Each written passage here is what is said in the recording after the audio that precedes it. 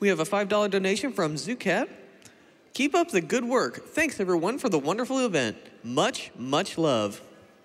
And with that, I think we're ready for some Pocky and Rocky with Dagron.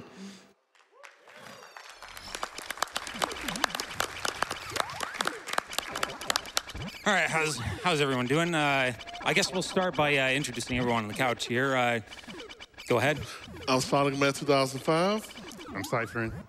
And over here is Rock Dog, here for moral support, and also someone who has begun learning Pocky and Rocky.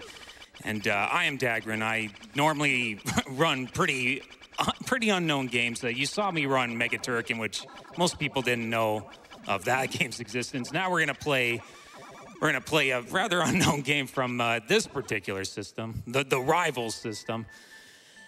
And yeah, so I'm playing on the Japanese version.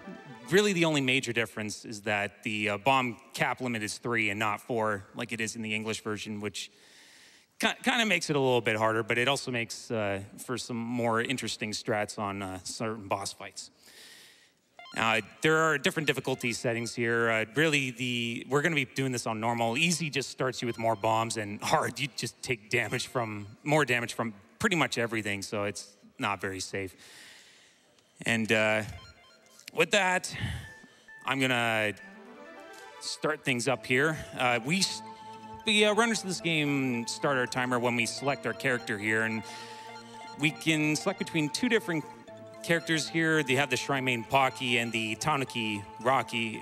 We choose Rocky because he just got stronger bombs, and we'll kind of go into more why the bombs are extremely important. So we'll get started in 3, 2, 1, go.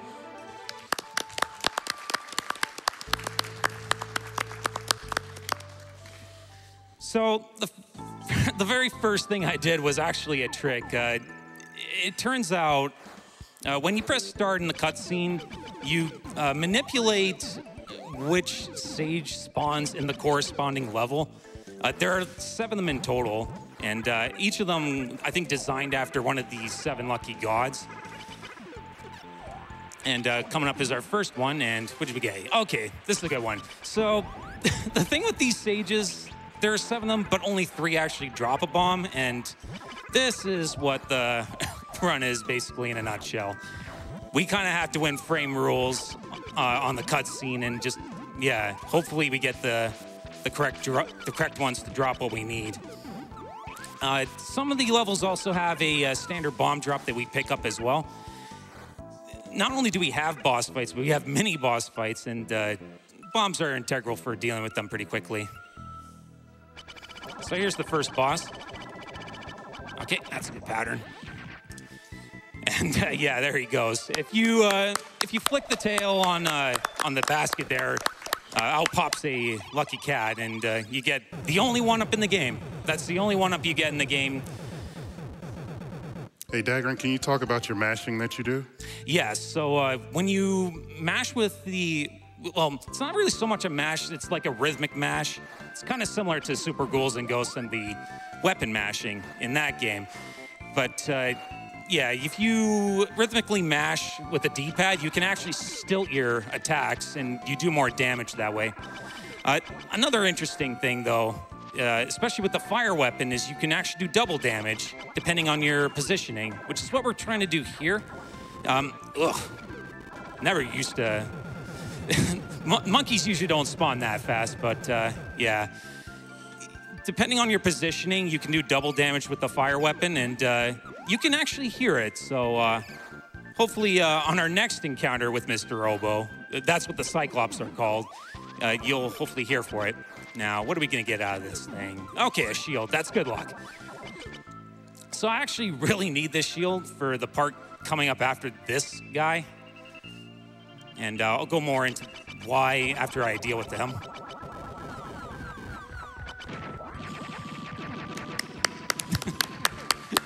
Yeah, so if I get really good luck, that's how most of the boss fights are gonna go. So it's also very similar to my other run in that, yeah, bombs are really, really strong. And this is why we need the shield. This is a very laggy section. We need to get through it as quickly as we can, and that means we have to take a hit. So where I got that shield can also be a health drop. And that was a really good showcasing of, once again, doing double damage to Mr. Oboe there. And now we have a pretty long auto-scroller with a whole bunch of Kappas coming to say hello and throw their hats at us. Some are gonna try to, jump onto the raft and try and drag me into the water. I don't want that to happen, because if that does happen, my weapon will get downgraded and I lose 2 hearts. And yeah, not fun. Can you slide off the raft yourself? Yes, you can. You can run off it, you can slide off it, so you gotta be pretty careful here. And it doesn't look too crazy now, but eventually we're gonna have a raft show up. And the cap on this raft, he carries the sage of the second level, and he hurls a whole bunch of bombs at us. And you can flick with the tail to get rid of them, but it's optimally, well, I guess it doesn't really matter, but I want to try and do double damage, get him off the screen as soon as I can, because this screen tends to lag a lot, as you can see there. And nice, we got another one. So I don't want to touch that dog, because what happens when you touch that dog, you lose control, and you have to try to make sure you don't fall off the raft. Even the dog can carry you into the water, and once you grab the dog, you have to try and control your movement as it jumps around. So we've dealt with the Kappa. Now coming up is the boss of this particular stage, and much like the Cyclops enemies in this level, you can do double damage to this boss. And this is really our main source of damage. I mentioned how bombs are very integral to quick kills in the speed run. This is the one fight where it's not, and that's because after a certain amount of damage, and from any source, he just submerges back into the water, and yeah. So this is a very, very long fight, and there's really nothing more I can really inject in the run. As long as I stay to this side, somewhat to the side of the octopus, I can get the fire to do double damage. So with that, you say you have time for some donations. All right, we have a $10 donation from Olivia. Pocky and Rocky is my favorite game from my childhood, and so excited to see it being run at GDQ.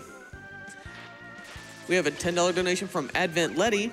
Really happy that I can catch the Pocky and Rocky run. Pocky and Rocky is one of my favorite series ever, and it's a shame we never got Kiki Kai Kai 2. Maybe one day. Keep the dream alive, and good luck on the run.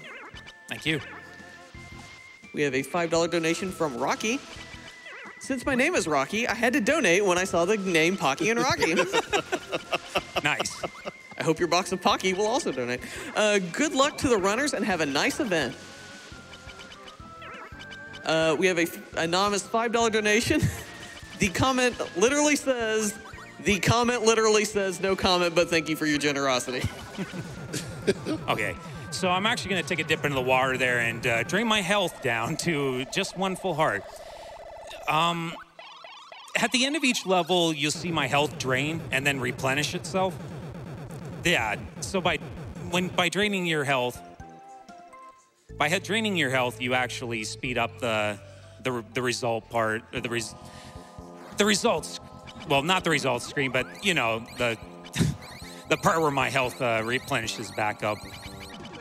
All right, so I don't actually need to worry about a stage here because I'm already hit the max amount. So we're just gonna head straight to one of the big run killers, and that's this guy right here. This is the Skeletal Bishop, and I'm gonna try to go for the quick kill on this guy. He can troll me with a fast teleport. We'll see what he does. Okay, he gave me a good pattern. Yeah, so what can sometimes happen there is he can just do a fast teleport, and when he teleports, he's completely invincible. So if you're trying to activate a bomb on him and he teleports, well, goodbye all that bomb damage, and you just wasted a very valuable resource. So, not good. So these bats are random in where they spawn, but it's pretty much a scripted area. Otherwise, we're just kind of waiting for these slimes, and then once we get rid of them, we're gonna try to hopefully have a fast kill on this guy. Okay, only one teleport, that's fine. All right, now the genie. Okay, that's a good spot. Wow. Yeah, so the genie, he has a lot of health, and I want to actually use a bomb on him. Just, he takes a while to kill if you don't use it on him. All right, now, this screen is pretty rough, especially on co-op. Everything's kind of on cycle, so I am kind of waiting on things here. This part here is pretty critical. There's the standard bomb drop here. I gotta grab it, use the shield to take the hit to the skull and not actually take a hit, an actual hit to my health. One particular thing to note, anytime you take 3 actual hits and you don't grab like an upgrade to your weapon will downgrade. So that's why it's pretty important that I try to minimize actually taking as many hits as I can in certain situations. So we're about to come up to the boss of this level. I'm just gonna grab this just in case. That's fine. And yeah, this guy's back. And he works exactly the same way as before. Good pattern. So the interesting thing about Skeletal Bishop is that depending on where you're positioned in accordance to him, he will decide between the blade attack or the ice breath. And you want to, if you don't have the bombs to utilize, oh, hang on a second. Okay, I hope I got the Sage Manip there. Yeah, the Skeletal Bishop can decide between the blade attack and the ice breath. And you want the ice breath because he likes to stand still for a while, because the ice breath is kind of like basically it's a stunning move. Nice, we got another one. All right, so this is especially a good one to get because we get the dog here, and you're finally gonna see what the dog is made of. Gonna actually skip through all this pretty nasty section here. It's also very laggy, as you can see. I'm trying to just push my way through all of that. Yeah, it's just too many sprites on screen. Oh, God. Yeah, it's pretty strong lag, but nothing you can do about it. This screen can also, or this part can also lag, but you can manage it. Otherwise, it is a pretty scripted part. All right, that was good. That's probably the worst part for the lag.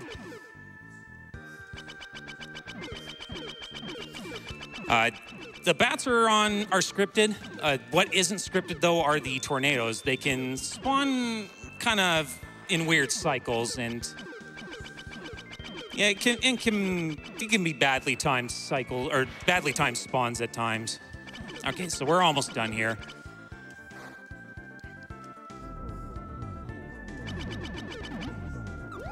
And yeah, now that we're past that part, we're on to another pretty lengthy auto-scroller. So yeah, nothing much to really say here. We got the bombs, so now we're not actually going to show what the Harpy fight is all about, because she's gonna die pretty much the same way as many of the other fights. So you have time for some donations. All right, we have a $10 donation from 8-Bit Raindrops. Had to donate for one of my favorite games, Pocky and Rocky. Also had to donate for my boy Sonic Man on the couch. I told you I had my eyes peeled for you, baby. Thank you. We have a $5 donation from the Star Onion Brigade. I love Pocky and Rocky. It's one of my favorite games as a kid. I'm so excited for this run, and I have to donate. Thank you, Dagron, for bringing it into the spotlight. You're welcome.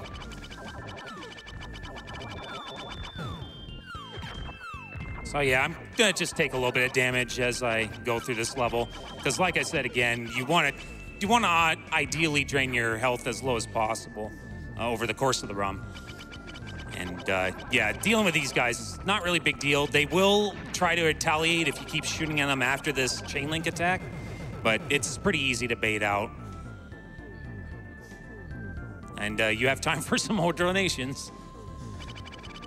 All right, we have a $25 donation from Night Damage. Don't really know what to write here, so best of luck, Dagron, and all future runners. Thanks, Knight. We have a $50 donation from Kipo. Thank you, AGDQ, for everything you do and for all the runners for such an amazing show.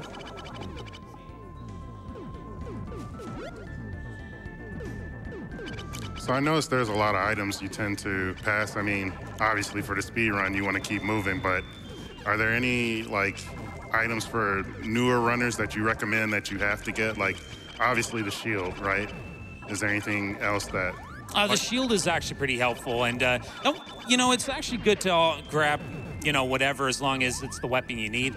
Like right there, I actually grabbed a pretty important weapon drop there because I actually got downgraded on my spreader. This is the point in the game where a spreader becomes very important because it's a less laggy weapon.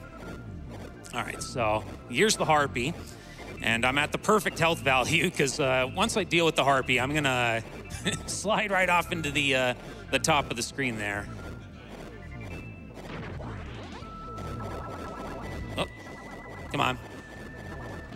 All right. A little bit of a slow kill, but whatever. We got her. So, coming up now is easily the hardest stage of the game. There's going to be at least one death I'm going to intentionally take, and hopefully it'll be at a good point in the level. And hopefully I don't die twice on the first screen, which can very easily happen if I'm not on my toes. That's fine. Yeah, there's a lot of enemies that come from all over the place, and they can respawn, so yeah, not fun. I'm gonna try to be careful. I want to try to minimize the damage starting off so that I can get as far as I can during this stretch. Oh, that's not good.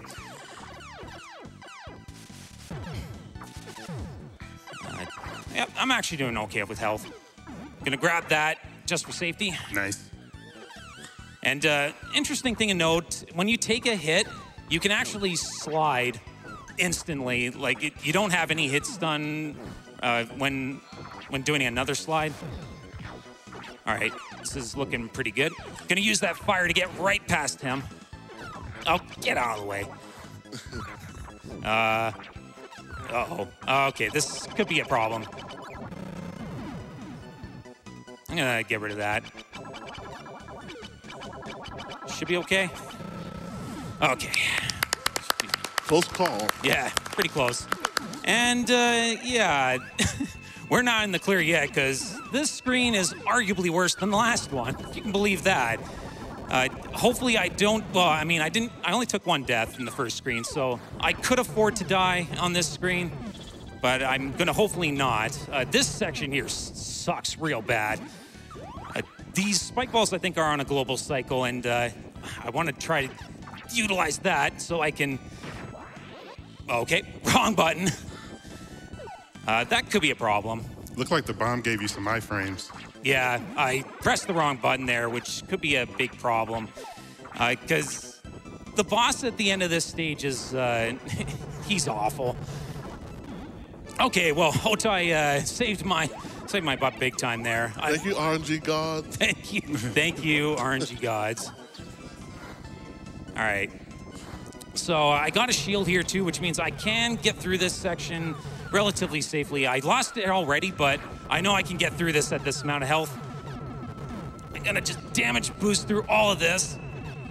This is why it's very, very precise. You have to be very careful with your health here.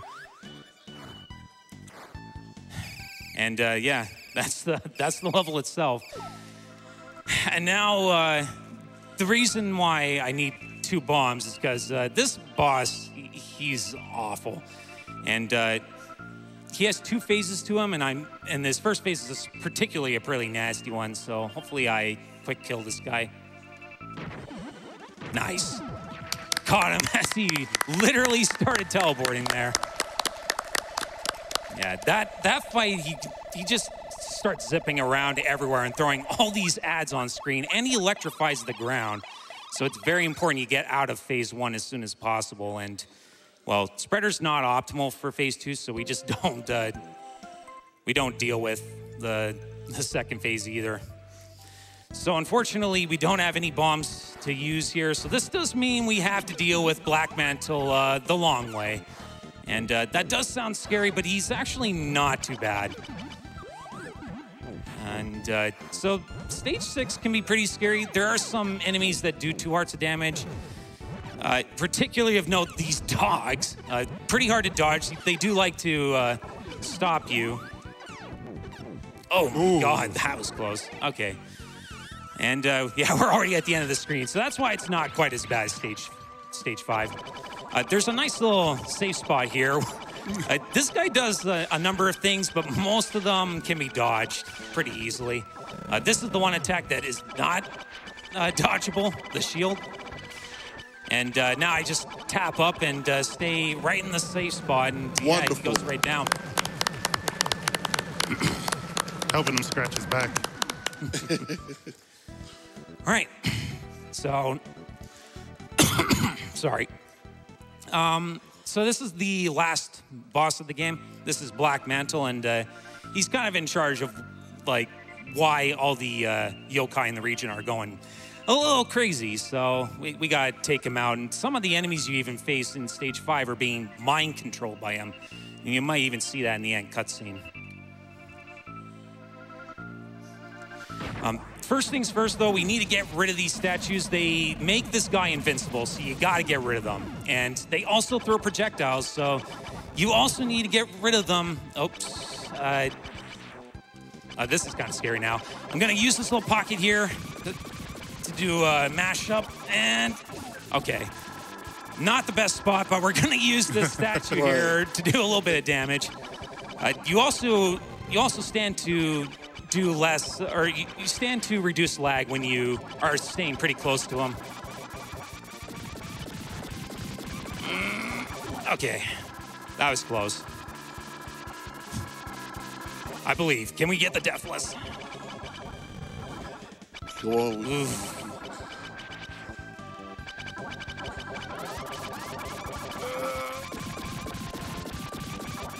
There it is. Yes. Yes. Time. That's time. Wonderful. Oh. Yeah, that level of health was kind of scary. I kind of messed up the start of that fight, but yeah, that was Pocky and Rocky, and what was my time? 2030. 2030. That actually that beats second place. Shout out to Kisto, who I wish was here to commentate this run, but yeah, he's more well known for running Super Mario World, and he had the record in this game for about a couple of years before I took it and kind of injected some strats of my own. And I'm glad I got to at least show the statue sort of strat with that final boss. That was a more recent sort of strat that I injected. I don't even do that in the record run, so it was good to show that off. I got really good luck in that, so that time does make pretty good sense. I did mess up on the execution, but you know, it happens. It's a marathon, so yeah, that was Pocky and Rocky. Thanks for watching. Excellent job. Excellent. Thank you for that run, Dagron. We have an anonymous $75 donation. It has no comment. No, this one actually doesn't have a comment. This is a blank comment one. But thank you for your generosity anyway.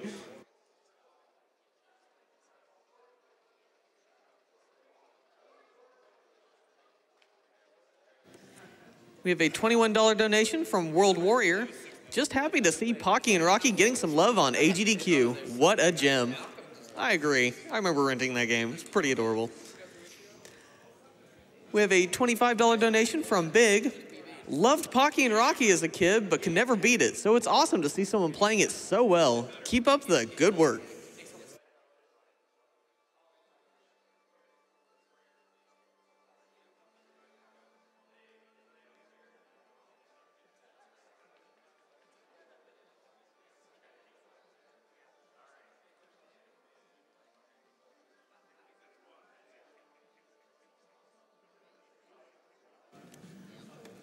We have a $25 donation from Tadaru.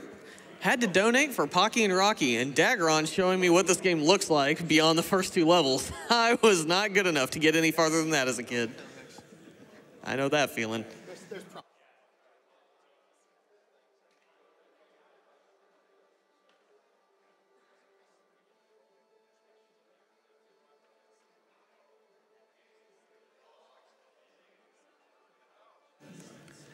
And with that, we're going to throw it over to a Twitch ad for just a moment, but don't worry, we will be right back.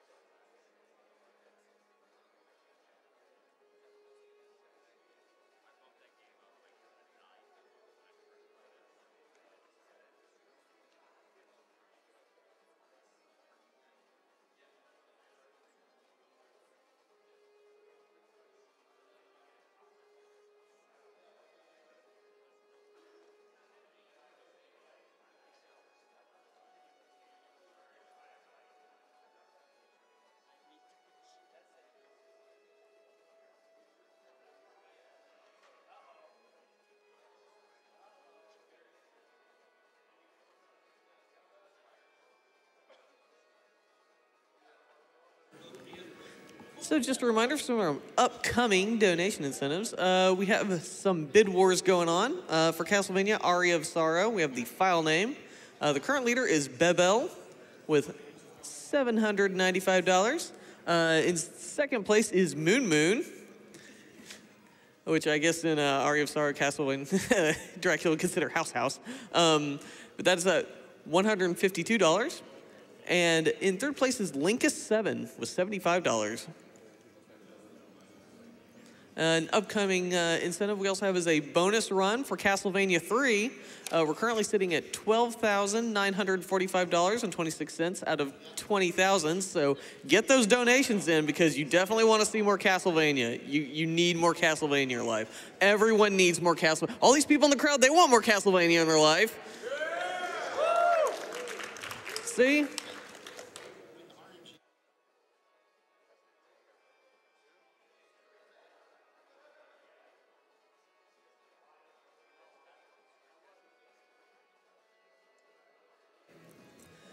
We have a $25 donation from Uzi. Great run, Dagron. Thanks for not killing Rocky. He's too cute to die.